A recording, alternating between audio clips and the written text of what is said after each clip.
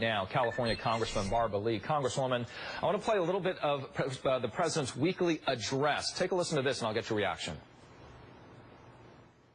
Let's keep working to make sure that our country upholds our sacred trust to all who've served. In recent weeks, we've seen again how much more our nation has to do to make sure all our veterans get the care they deserve. And as Commander-in-Chief, I believe that taking care of our veterans and their families is a sacred obligation. Congresswoman, you're the daughter of a veteran, and when you think about this, do you think Americans have full faith now that the administration is taking care of our veterans as best they can? No, I think the American public really understands now that, first of all, that the VA is an archaic system structurally and needs to be reformed. Our veterans deserve better. Yes, I'm the daughter of a veteran who served in 2 wars, World War II and Korea. And let me tell you, this system has not been reformed.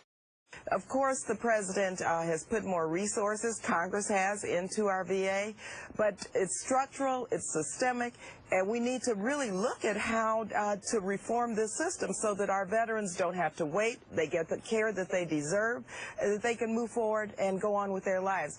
Let me just say, Congresswoman Jackie Spear and myself, for the last 2 years, we've held fix-it town meetings here in the Bay Area.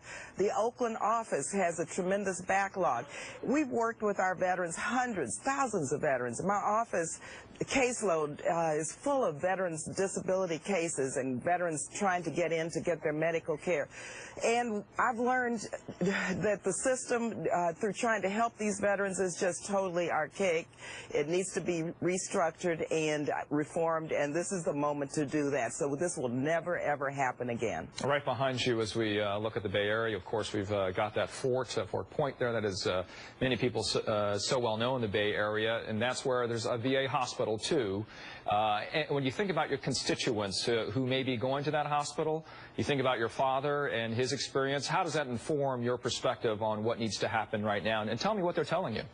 Well, let me say it really makes me double my efforts to do what I can do as an appropriator. For the last couple of years, I've gotten language into the appropriations bill with regard to the backlog and how we need to prioritize cases that, need to be prioritized very quickly so these veterans can get their treatment. So as a legislator, it really informs the direction that I have to take in terms of appropriating funds and in terms of making this a priority. There have been so many cases that I've reviewed, and I have to just give you one example of how the system is broken. Many veterans submit paperwork to the VA, their medical records.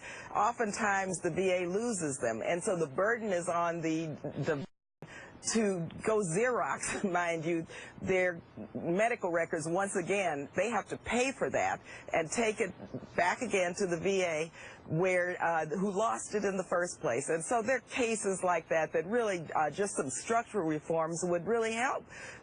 First of all, diminish and reduce the backlog, but secondly, most importantly, make sure that the veterans get the type of health care and mental health care that they so deserve.